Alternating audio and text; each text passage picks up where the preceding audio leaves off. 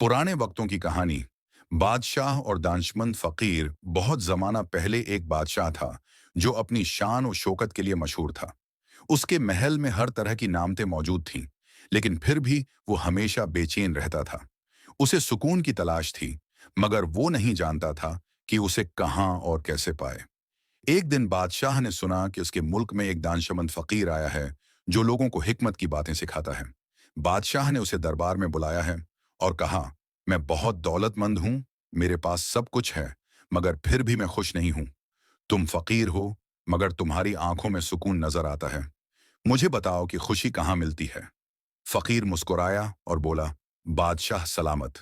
अगर आप वाकई खुशी चाहते हैं तो कल रात महल से बाहर मेरे साथ जंगल में चलें। वहां मैं आपको खुशी का राज बताऊंगा। बादशाह हैरान हुआ, मगर खुशी के राज की तलाश में उसने हामी भर ली। रात के अंधेरे में हम चले गए। बादशाह सादा लिबास पहनकर खामोशी से महल से बाहर निकला और फकीर के साथ चलने लगा। कुछ देर चलने के बाद वो एक दरिया के किनारे पहुंचे। फकीर ने बादशाह से कहा, बादशाह सलामत, अपनी कमीज उतारिए और दरिया में उतरिए। बादशाह को अजीब लगा, मगर वो ऐसा ही करने लगा। जैसे ही वो दरिया में उतरा, फकीर ने बादशाह की कमीज उठाई और भाग गया। बादशाह हैरान और परेशान चीखता रह गया, मगर फकीर पलट कर न आया। अब बादशाह तन्हा, बेलबास और मजबूर था।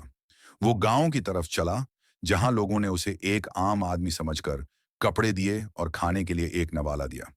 पहली बार बादशाह ने भूख, गुर्बत और आम लोगों की मुश्किलात को महसूस किया।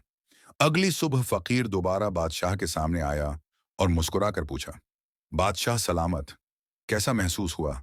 बादशाह ने जवाब दिया, अब मैं समझ गया हूं, खुशी दौलत में नहीं, बल्कि सुकून, सादगी और दूसरों के दुख दर्द समझने में है। आज पहली बार मैंने हकीकी खुशी महसूस की है। फकीर ने कहा, बादशाह सलामत, जब आप दूसरों के लिए जाएंगे, उनके दुख बांटेंगे, तभी आपको असल खुशी नसीब होगी।